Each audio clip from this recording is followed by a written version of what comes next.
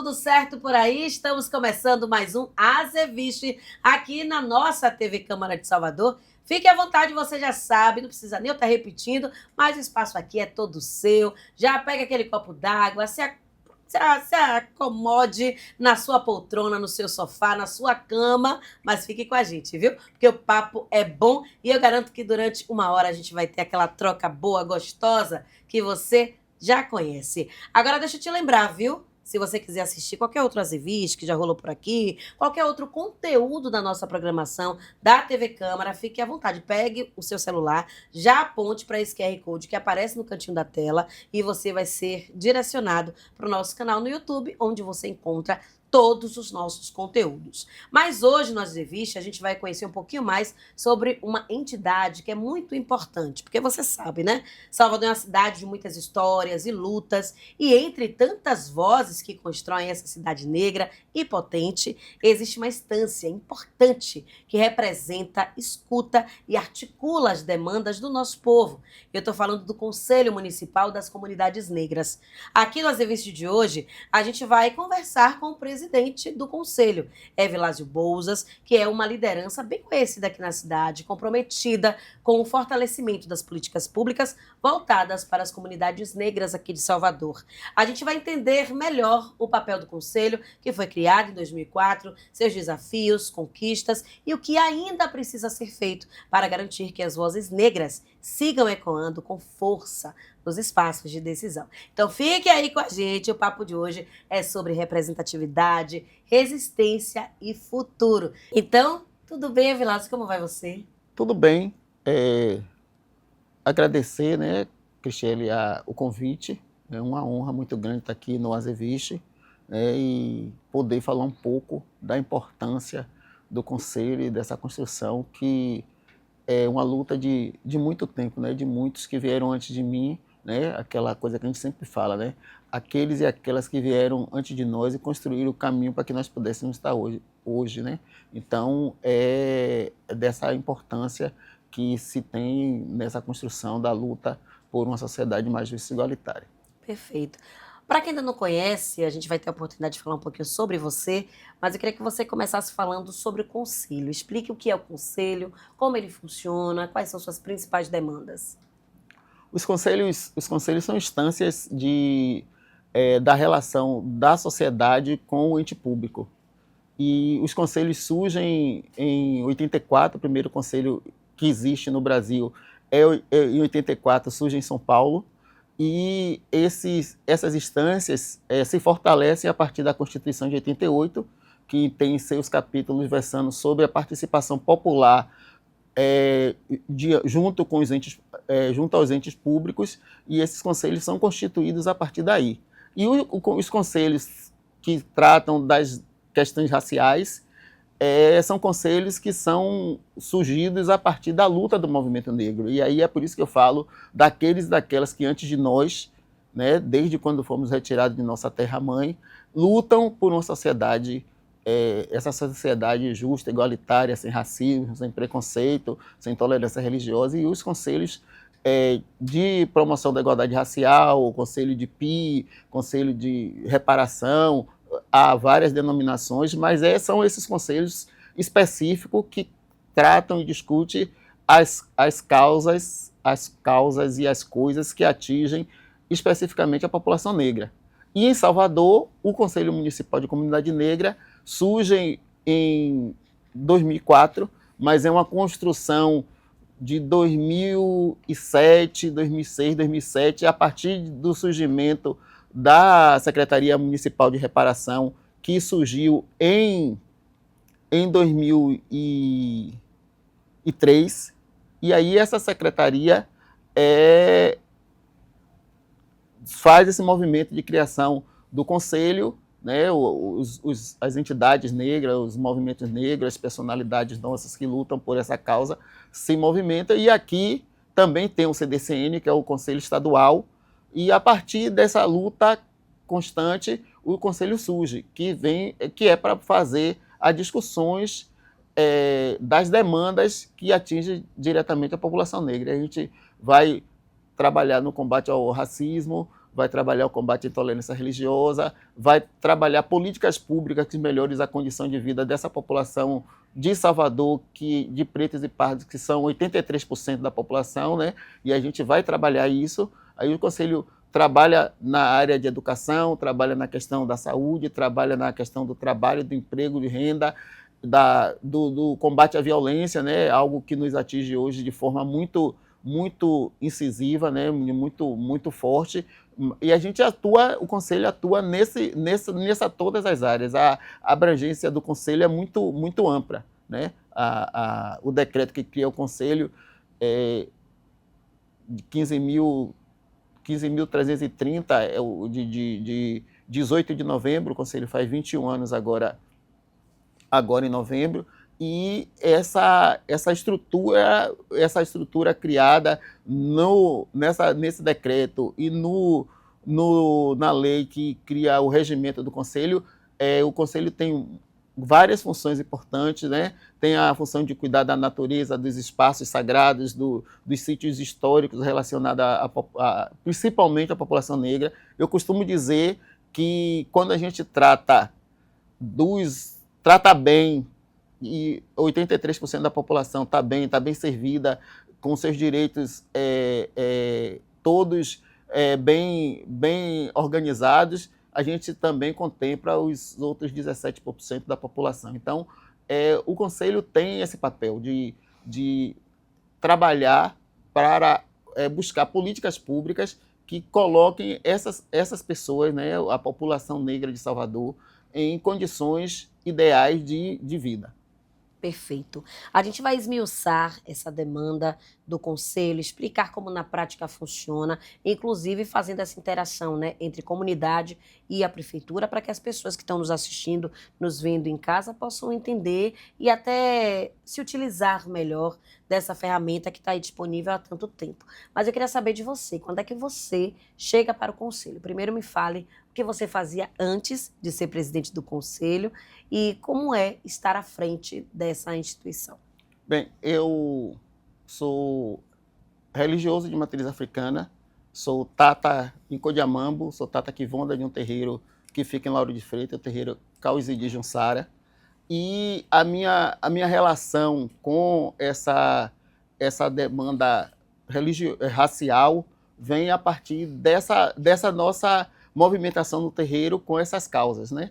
E mesmo jovem, embora eu não fosse um militante do dia a dia, eu sempre acompanhei as causas trazidas pelo ILE, pelo Lodum, pelos blocos afros e outras instituições e entidades que tinham essa luta específica na temática racial. E com a coisa do terreiro, né, com a iniciação, né, eu fui suspenso em 78, me iniciei em 99, e com essa coisa da iniciação, da confirmação, já que a gente que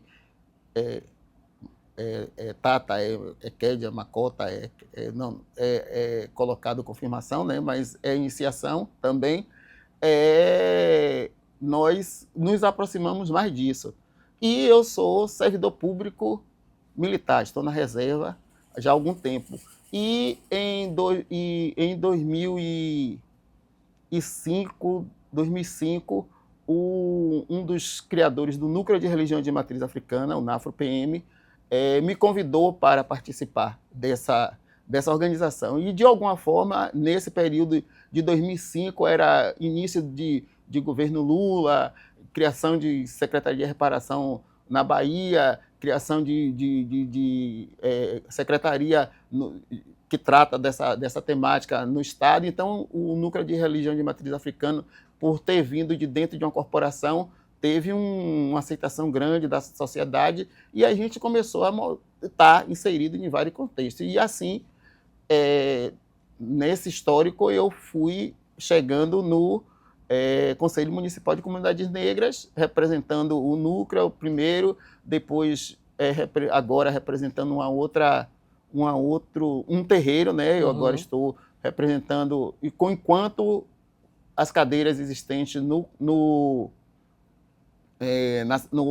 Conselho existem cadeiras específicas para os povos tradicionais de matriz africana. Sim. E das 6 cadeiras que existem, Angola, Jeje, Jexá, Caboclo, Umbanda,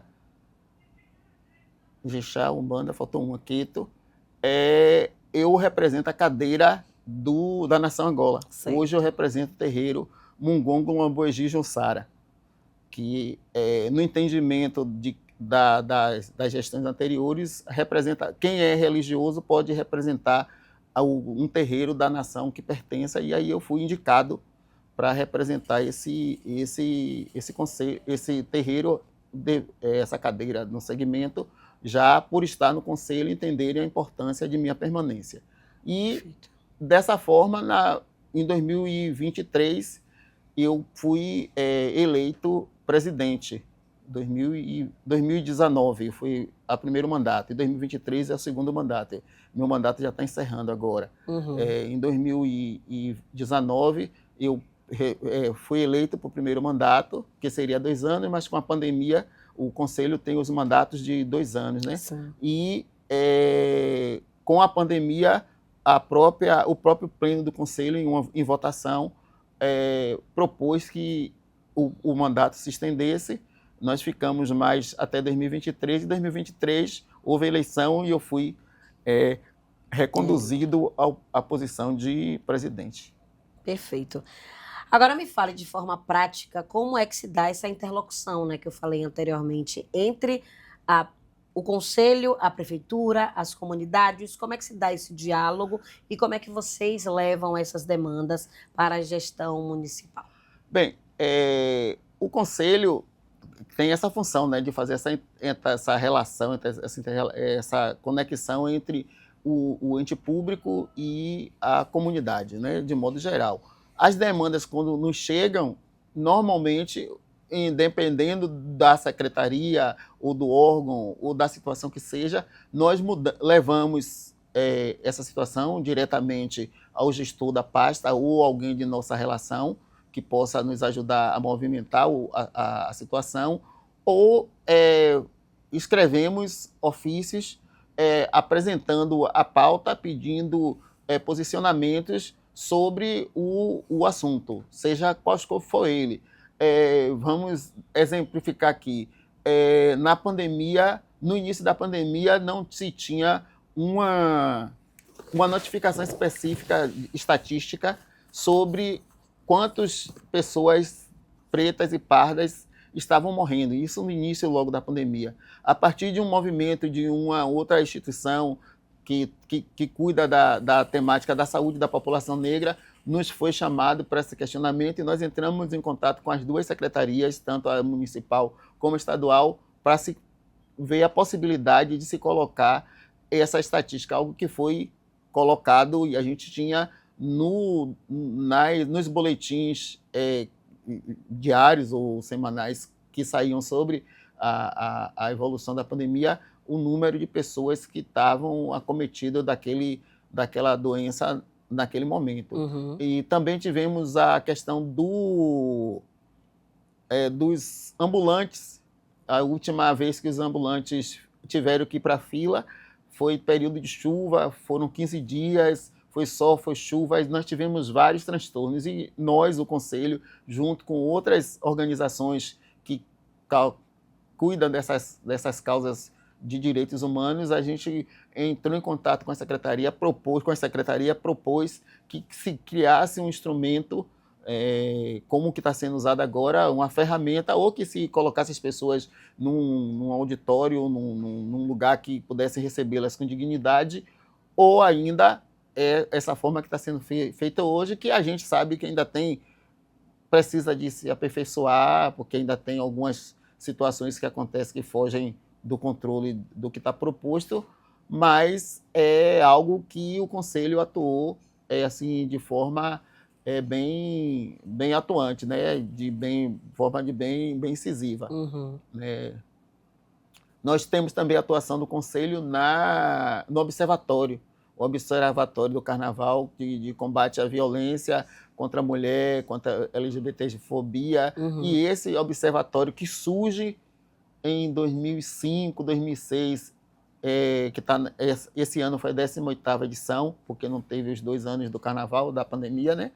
E esse observatório faz esse trabalho, e o Conselho acompanha, de buscar políticas públicas, de buscar eliminar situações que são constrangedoras, são desumanas para a população negra, que é a maior população que está no carnaval trabalhando, né? São ambulantes, são baianas de acarajé, crianças que estão acompanhando seus pais, e a partir do observatório, das notificações do observatório, das observações do Conselho, Ministério Público e outros órgãos que atuam no observatório, a gente tem foram criadas algumas políticas públicas, algumas ações que minimizam aquela situação, né? A questão dos catadores, que tinham muitos atravessadores, das crianças na rua vendendo ou fazendo trabalho de coleta de material reciclável. Tudo isso é atuação do Conselho, junto com as secretarias, junto ao Ministério Público, Defensoria Pública, esses órgãos e as entidades também da sociedade civil que estão no Conselho e que trabalham em prol dessa sociedade mais justa. Perfeito, gostei das explicações e dos exemplos que você trouxe, porque dá para ilustrar bem como é que o Conselho atua. Mas, por exemplo, aquela comunidade que tem aquele representante agora nos assistindo, tem uma demanda particular daquele bairro, alguma situação específica, também pode buscar o Conselho na busca da resolução daquele problema, diga em relação a saneamento, falta de atendimento médico, questões internas dessas comunidades. O Conselho também pode ajudar? Sim, o Conselho pode ajudar, porque nós entendemos que toda a demanda, toda a situação que atinge a população negra de modo geral, nos atinge de alguma forma. Então, embora sejam questões específicas, como essa questão do saneamento, como a questão do atendimento médico, trazendo a demanda, nós vamos acionar o órgão competente e responsável e fazer gestão para que a causa possa ser trabalhada, né? A gente sabe que muitas situações nós temos uma estrutura ainda deficiente, né? E muitas dessas ações a gente precisa falar muito, questionar muito para conseguir o resultado que a gente almeja. Uhum. Agora, para além dessas demandas que são trazidas de fora para dentro, vocês têm uma rotina de trabalho que vocês tracem discussões, que vocês façam planos de atuação para o ano? Como é que se dá o dia a dia dentro do Conselho? Ou vocês esperam somente essas demandas externas chegarem? Existe o planejamento do Conselho anual, né, que a gente se debruça em algumas ações que a gente busca trabalhar durante o ano, mas também tem essas situações que ocorrem no dia a dia que, de alguma forma, a gente busca atuar. Esses dias agora tem um decreto, um projeto-lei, um decreto que já não foi ainda sancionado, que atinge de forma abrangente a questão da laicidade do Estado. E aí nós, junto com outras entidades, já elaboramos documentos, já fizemos reunião, já discutimos com outros grupos e vamos apresentar um documento solicitando que seja revista esse documento, essa legislação que pode causar algumas situações para todos nós. Só para situar quem está nos assistindo, quem está acompanhando em casa, ele está se referindo ao projeto de lei que sugere a adesão da Bíblia nas escolas como um objeto, como um livro adicional, complementar, né? Que realmente a gente entende que pode afetar a laicidade do Estado, já que, enfim, no Brasil não existe apenas uma religião vigente, né? Mas, para além disso, vocês têm desafios nessa atuação? Vocês contam com verbas, apoios? Como é que se dá essa parte estrutural do Conselho? Na legislação que cria o Conselho, diz que o município, né, o ente público, e nós que somos vinculados à Secretaria Municipal de Reparação, devemos ser mantidos mantidos por esse ente público. Está lá um dos últimos artigos do regimento e da lei que cria o conselho, eu não me lembro agora na mente o número, mas está lá dizendo que é esse ente público, é a Prefeitura de Salvador, que tem a obrigação de nos manter o nosso funcionamento, tanto na estrutura física. Nós temos uma sede que fica na Rua Carlos Gomes, no edifício que funciona o Clube de Engenharia. Nós temos lá uma sede bem aparelhada, né? Nós temos computadores, temos uma sala de reunião, nós temos a sala da diretoria, mas assim, para que a gente faça uma atividade, a gente precisa ter uma organização prévia, apresentar a demanda à secretaria para, dentro da verba mínima da secretaria, que as secretarias, os órgãos de PIR no Brasil têm verbas mínimas para se manterem. Então, dentro dessa verba que a secretaria tem para sobreviver em todas as suas outras demandas, ela disponibiliza o que a gente pediu. Uhum. Esse funcionamento é diário? Vocês estão lá todos os dias? Qual é o horário de funcionamento? Quem precisar de um atendimento, quem quiser buscar o conselho, como é que pode fazer? Bem, a pandemia nos trouxe coisas ruins e coisas boas. Antigamente, nós ficávamos lá o dia todo, ou a maioria do dia, esperando que uma demanda houvesse.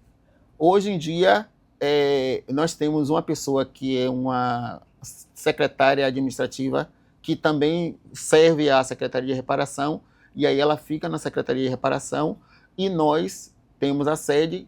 Quando há uma necessidade, a pessoa entra em contato, nós nos deslocamos, atendemos a pessoa e fazemos reuniões, ouvimos a pessoa, etc. Assim, às vezes, 2, 3 vezes na semana eu fico lá o dia todo, ou pela manhã, ou pela tarde, mas assim, depois da pandemia a gente não tem ficado lá todos os dias, o dia todo. E até a pessoa que é a pessoa que faz o trabalho administrativo, a gente coloca ela à disposição da secretaria para que ela possa desenvolver outros trabalhos enquanto nós não temos uma demanda específica, porque nós não temos demandas diárias. Então a gente não ficar pessoas ociosas, a gente vai.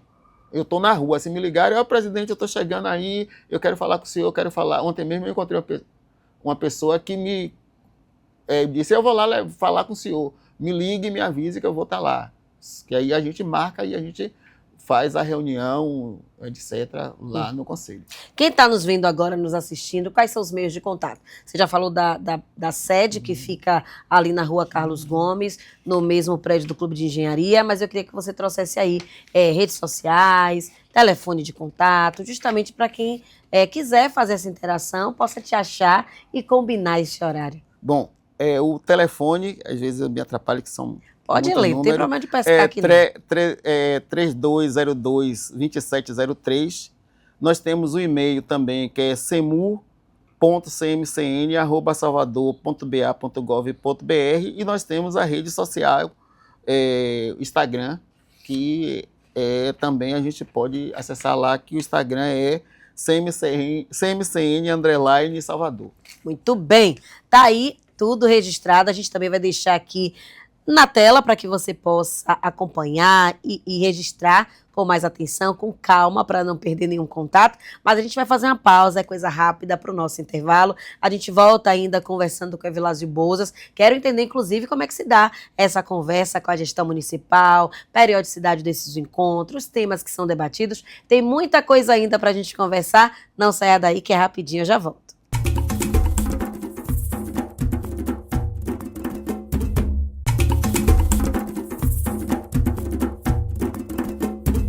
Pronto, foi rapidinho, já estamos de volta aqui com a Evilásio Bouzas, presidente do Conselho Municipal das Comunidades Negras, está aqui com a gente falando sobre esse trabalho tão importante. E fique ligado, viu?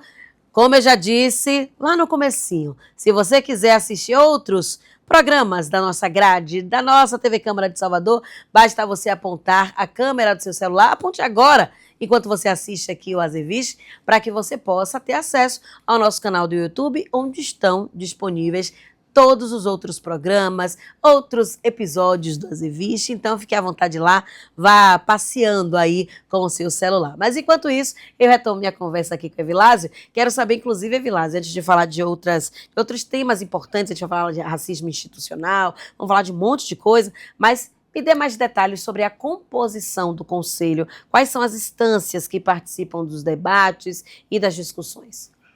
Bem, o Conselho é constituído de 30 representações. São 9 representações do Poder Executivo, Secretaria de Saúde, SENDEC, SEMOP, Secretaria de Educação, entre outras. Uma representação do Poder Legislativo, que é uma representação da Câmara, e 20 representações da sociedade civil, segmentos da sociedade civil. Aí temos 2 representações da capoeira, uma capoeira Angola, capoeira regional, Rastafari, algo assim especial, que é um grupo específico, baianas, associações e irmandades religiosas, capoeira, já falei, samba, blocos afros e indígenas, outras instituições que são outras religiões, associações, mulheres, juventude. No constante, religiões de matriz africana, povos tradicionais de matriz africana e quilombos. A religião de matriz africana tem uma precedência que tem as representações de cada nação e mais o Umbanda e Caboclos. Sim, sim. A gente tem essa conformação. E a gente tem a grande... revendo documentos antigos do Conselho, que nós tivemos nessa constituição do Conselho e na composição do Conselho, de modo geral, nesses segmentos todos que estão participando do Conselho, pessoas que hoje estão em vários espaços de poder, de representatividade no Brasil, no Brasil como um todo e na Bahia. Então, o Conselho de Comunidades Negras tem nos seus quadros pessoas de grande representação da nossa comunidade. Perfeito, é importante falar sobre isso, porque mostra que o Conselho tem um perfil bem diverso, né? Justamente para não ter nenhum tipo de favoritismo, nenhum tipo de preferência nas suas decisões. Todos são escutados, todos são ouvidos e levam essas demandas adiante. Agora, como é que se dá essa periodicidade, essa frequência de encontros com a gestão municipal, com o poder público, para ter esse diálogo de uma forma fluida? Nós temos reuniões mensais. E quando há algum tema mais urgente, nós convocamos reuniões extraordinárias. Como temos essas representações, que são servidores públicos que representam essas 9 secretarias, havendo uma demanda específica, nós falamos com esses representantes que vão levar a nossa questão para o gestor. E não sendo assim, nós documentamos, né, fazemos um documento, entramos em contato e pedimos uma pauta, uma reunião, para que a nossa necessidade seja atendida. Agora vamos lá, Evilásio, a gente sabe que não é tão fácil assim convocar a comunidade, as comunidades, chamar para perto, porque muitas vezes elas até desconhecem o papel efetivo do Conselho, né? A gente sabe, está conhecendo aqui agora, muita gente pela primeira vez está ouvindo falar sobre o Conselho, mas a gente sabe que a atuação é lá desde 2004. Então eu queria que você explicasse de que forma o Conselho tem estimulado a participação dessas comunidades, chamado para perto, e principalmente também da juventude para esses debates, né? Para que tragam suas demandas, para que o Conselho se coloque mesmo ali à disposição como um braço a mais dessas comunidades, dessa sociedade, que às vezes é tão carente. Então, vocês têm um trabalho efetivo de comunicação? Como é que vocês têm buscado chamar as comunidades para perto? Bom, uma das diversas preocupações que nós temos, uma das preocupações que essa gestão, que já vem de 2019 até agora, tem tido com essa coisa do reconhecimento do Conselho. Então, em 2019, nós criamos um projeto Portas Abertas, que foi um projeto onde a gente fez algumas atividades no entorno da cidade, buscando levar além de temas específicos e importantes, essa coisa da existência do Conselho. E com a pandemia, esse projeto não continuou, mas nós criamos o Instagram, e é aqui onde a gente tem feito a nossa grande comunicação. Então, sim, a nossa grande comunicação é o Instagram hoje e a nossa presença nas atividades. Assim, o vice-presidente, que é o Tata Eurico, a secretária executiva, que é a senhora Rita Lobo, tem buscado estar presente no maior número de atividades possíveis, né? Quando tem oportunidade de fala, a gente faz a fala, mas a nossa presença. Tanto que eu tenho pessoas que têm perguntado como é que eu consigo estar em tantos lugares ao mesmo tempo, ao mesmo dia, no mesmo dia, né? Então, a gente tem feito esse trabalho de levar a presença do Conselho aos espaços para que as pessoas procurem conhecer, procurem debater. Esse ano, nós tivemos a conferência, né? A nossa maior demanda de 2025 foi a Conferência de Promoção da Igualdade, que para nós da Bahia foi a quarta, mas que para a Nacional foi a quinta, com a NAPI, mas fizemos nossa quarta CONPI, e nesse trabalho a gente entrou em contato, né? Fizemos pré-conferência nos bairros, fizemos uma divulgação bem ampla. O ano passado o Conselho completou 20 anos, nós conseguimos matéria nos jornais de grande circulação da cidade, uma matéria numa TV também que tem um grande público, né? Então, assim, o nosso trabalho é levar o Conselho dessa forma, né? E uma das nossas grandes preocupações é com isso, né? Que nós agora chamamos eleição. Nós convocamos eleição, a eleição acontece a cada 2 anos, né? Essa gestão, que é de 2023, encerra-se agora em 2025, e nós já convocamos as eleições. Deve estar saindo no Diário Oficial. E aí nós convocamos a eleição, convocamos a comissão eleitoral, que é composta de 3 conselheiros, para fazer o trabalho, e eles têm a responsabilidade de criar um edital, e nesse edital ele faz toda a programação de divulgação, de inscrição, de como é que vai se inscrever, quando vai se inscrever, como vai se inscrever, e o nosso trabalho vai ser esse, né? A grande preocupação é a adesão das nossas representações que estão lá, né? Aquelas 20 que eu já falei, de estarem inseridas no contexto, entendendo a importância do Conselho. Então, a nossa grande demanda, inclusive, é a juventude. Nós temos hoje, na cadeira da juventude, convidado um grupo de hip-hop.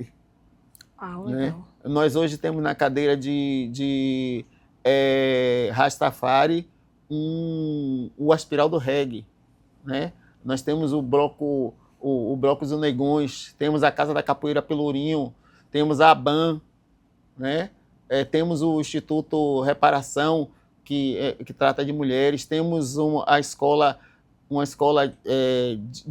infantil que cuida de crianças, mas é uma associação de mulheres, né? Que também está no Conselho. Então, temos essa diversidade de representações, mas que nas eleições nos causa essa preocupação e de a gente trazer esse público para estar compondo o Conselho, né? Uhum.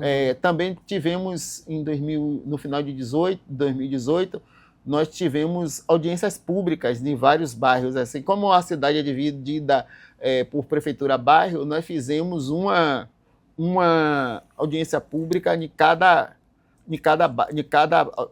prefeitura-bairro, e aí a gente tenta ouvir a comunidade. Uhum. E que a gente hoje até questiona, porque Salvador tem 170 bairros, 2.111.000 habitantes.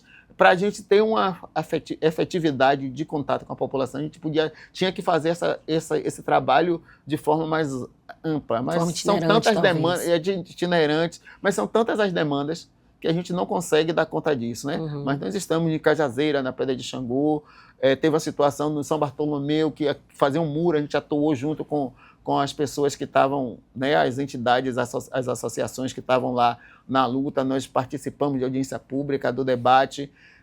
Nós fomos os principais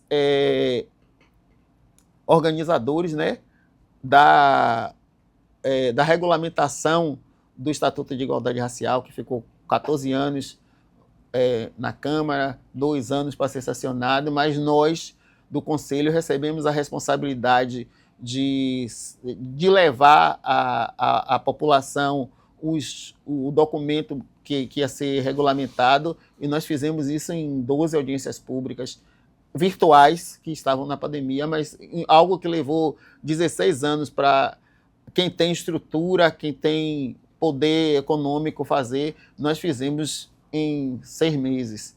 Uhum. Né? E a gente tem hoje um Estatuto de Igualdade Racial que tem a sua regulamentação completa, embora precise efetivar algumas coisas, né? O fundo mesmo de participação, que é o fundo econômico, que para ajudar a movimentar algumas coisas, talvez fosse esse fundo que ajudasse o Conselho a ter verba para fazer mais coisas, uhum, contratar pessoas e etc. Uhum. Não foi implementado, porque está tudo regulamentado, mas não foi implementado. Então, uhum, são essas lutas nossas, né? O que a gente não consegue falar ao vivo, não consegue falar com o gestor diretamente, a gente documenta. São ofícios diversos e a oportunidade que a gente tem, a gente está conversando com os gestores as nossas necessidades.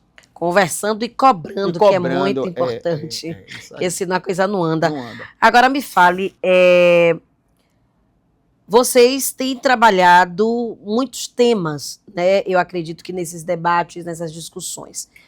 Vocês têm debatido, por exemplo, a educação antirracista, a questão da empregabilidade, porque a gente sabe que existe um discurso muito comum e que se mantém muitas vezes nessas conversas, como, por exemplo, o da Favela Venceu. Eu sempre gosto de abordar esse tema, mas a gente sabe que lá no cerne, nas comunidades, isso passa muito longe, né? Porque muitas vezes um membro daquela comunidade consegue se destacar, consegue sair, consegue ter sucesso, mas toda a comunidade continua com um cenário muito triste, envolto em violência e num contexto de vulnerabilidade social muito grande. Como é que vocês tratam essas questões? Como é que vocês têm conversado, dialogado para tentar sanar ou diminuir essas dores dessas comunidades? Bem, é um tema que você traz, é um tema muito bem complexo, né? Porque nós vivemos isso no dia a dia. Essa semana nós tivemos Expo Favela e eu conversava isso com o Márcio Lima, nós conversamos sempre sobre essa temática. E o Conselho tem essas discussões, mas, assim, cada vez que a gente tem uma situação que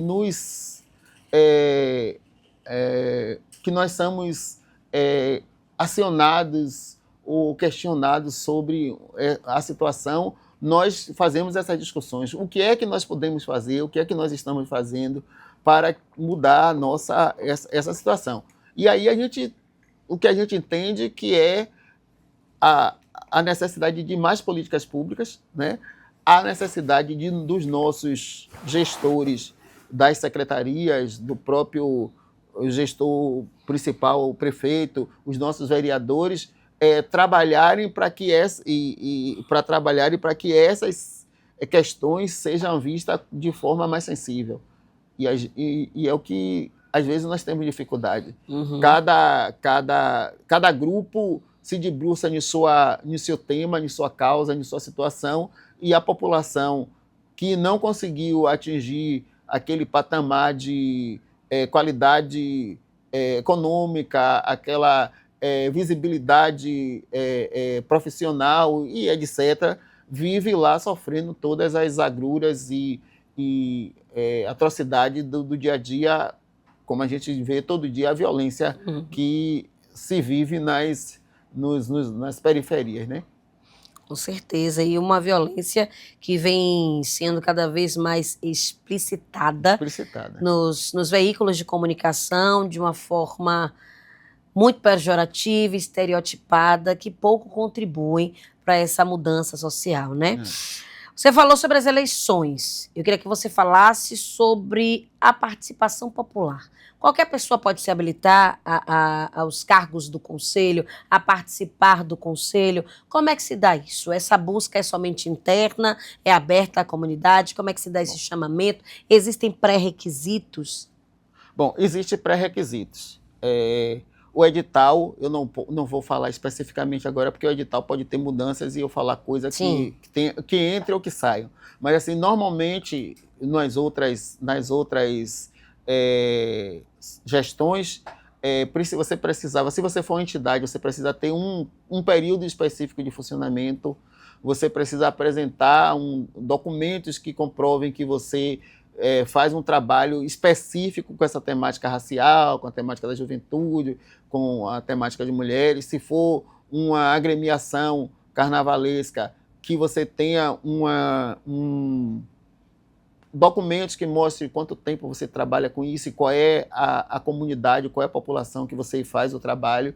São os requisitos, pré-requisitos básicos para que possam participar do processo, porque se tiver, vamos dizer, a juventude tem uma cadeira, se aparecer 10 entidades representativas da juventude, elas vão ter que, entre si, fazer um consenso, uma disputa de voto, nesse sentido, para que ela eleja uma representante. E assim sucessivamente, com as outras, que tem 2, que tem 6. Sim. Todos que pensem e tenham a probabilidade de estar nesse coletivo, né, que é o Conselho, precisam estar inseridos nesses critérios que são apresentados pelo edital. Muito bem. Você que ligou aí sua TV agora, a gente está conversando com Evilásio Bolsas, presidente do Conselho Municipal das Comunidades Negras. Eu queria que você falasse, Evilásio, a gente já está pertinho de encerrar aqui o nosso programa, o papo fluiu, papo bom, papo rápido, mas eu queria que você falasse primeiro sobre um balanço, que você traga aí um balanço desses quase 6 anos, né? 6, 7 anos mais ou menos de gestão sua à frente do Conselho, e que legado você quer deixar aí para o próximo presidente, para os próximos representantes? Bem, o balanço é positivo, né? Nós conseguimos dar essa visibilidade ao Conselho, não com a intensidade que eu pensei, que talvez a pandemia tenha atrapalhado, mas não com a intensidade que eu pensei, e com o tempo muito corrido e sem o aporte, o suporte adequado, né, que a gente precisava, a gente talvez não tenha conseguido chegar no tamanho que a gente pensou que chegasse. Mas hoje nós temos esse trabalho de dar visibilidade ao Conselho, temos um trabalho no Observatório, né, que a gente sempre teve no Observatório, as comissões de avaliação nos concursos públicos, tanto nos editais públicos feitos pela Secretaria de Cultura, pela FGM, nos editais da SENGE, né, de concursos públicos, o Conselho tem uma participação efetiva, nós temos uma participação efetiva no Selo da Diversidade, que é uma ação da Secretaria de Reparação, e temos participação no Comitê Quilombola. Então, assim, fizemos um trabalho junto com a Secretaria de Reparação, junto aos blocos, as agremiações afro, né? Especialmente as que desfilam aqui no Circuito Batatinha, né? Então, assim, nós fizemos uma conferência, nós conseguimos implementar com todos, como diz o vereador Silvio Humberto, né? Não é o que nós almejávamos, mas é o que nós conseguimos fazer, né? A regulamentação e a aprovação e regulamentação do Estatuto, né? O Estatuto levou quase 12 anos guardado, foi votado com muita dificuldade, vários itens do Estatuto nós tivemos que fazer uma ingerência firme, tanto da Secretaria de Reparação como do Conselho, para que alguns artigos, alguns termos específicos que são causas, situações específicas do povo negro e do povo dos religiosos de matriz africana não fossem retirados do Estatuto. Sim. Então, assim, no geral, o balanço é positivo. Eu acho que ainda tem muito a fazer. Eu acho que a luta é grande e a gente precisa todo dia acordar achando, porque o racismo é assim, né?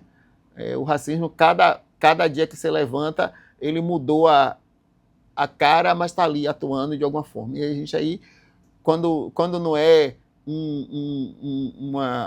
um projeto-lei que vai nos atingir de forma incisiva, é uma postagem de alguém que é considerado, é respeitado, que tem um trabalho, que tem uma luta, mas no afã de se colocar para invisibilidade, ou sei lá qual é a intenção, se faz uma colocação que nos atinge todos nós, e assim a gente vai vivendo, né?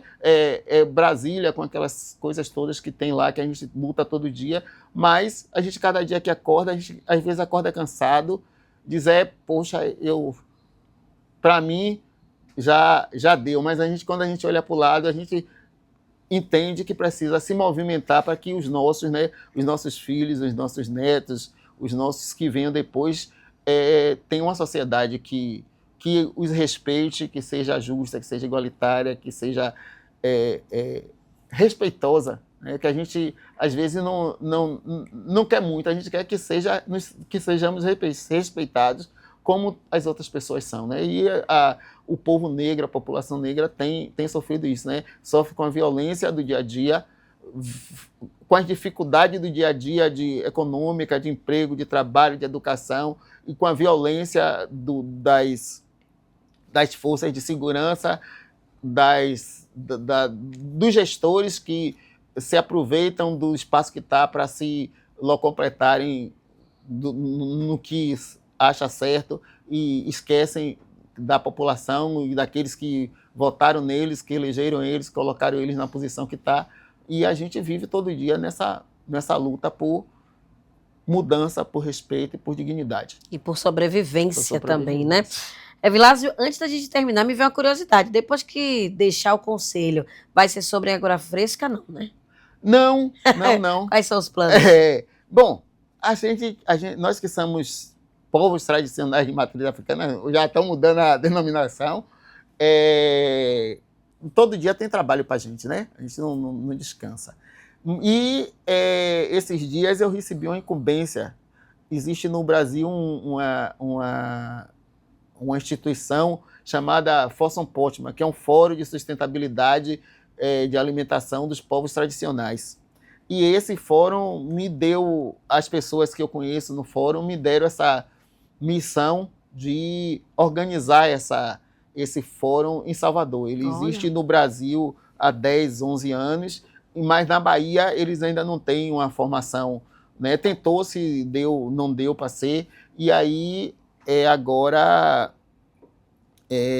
eu recebi há 1 ano mais ou menos, aí tentando construir, porque eu acho que não deve ser assim, eu vou pegar a Cristiane, vou pegar jeito. E botar, e a gente, com muito trabalho, muita conversa, a gente conseguiu, o mês passado, instalar a comissão e começando a trabalhar devagarzinho. Eu acho que não ficando no conselho, que eu não vou ser mais presidente do conselho, porque lá no papel diz que não pode, mas tem essa missão aí do Fossum Potman para pelo menos a gente organizar e deixar para quem precisar, que eu já estou nos 62 para o mês, para a semana, já vou para o 62 e a gente já está na hora de respirar. Começar que a dar uma descansada, está na luta, não especificamente nessa luta pelas causas da religião, não pelas causas raciais, mas a gente está na luta desde 12 anos que a gente batalha aí, tem que dar uma respirada, mas a gente não consegue não. Sempre tem um negocinho para a gente a gente mexer. Com certeza. E a gente precisa do seu trabalho, da sua força, da sua vontade de fazer as coisas darem certo. Muito obrigada por essa conversa. Foi ótimo o papo aqui com você. Espero que a gente possa trazer outras novidades em breve. E muito boa sorte, viu? Gostei muito. Obrigado. Pois é. É isso, por hoje é só, a gente fica por aqui com o nosso Azeviche. Você que está acompanhando aí em casa, já sabe, recomende o Azeviche para quem você conhece, porque aqui você consegue conhecer várias coisas, vários aspectos sobre você, sobre sua comunidade, sobre a nossa cidade. E é esse o nosso papel, fazer essa interlocução, e eu espero que você tenha gostado tanto quanto eu. Na próxima segunda-feira a gente tem um novo encontro marcado. Acompanhe a nossa programação no nosso canal do YouTube e acompanhe também nas nossas redes sociais. Fique à vontade para dar uma passeada por aí, basta você procurar TV e Rádio Câmara de Salvador. Um beijo para você e até o nosso próximo encontro. Tchau, tchau.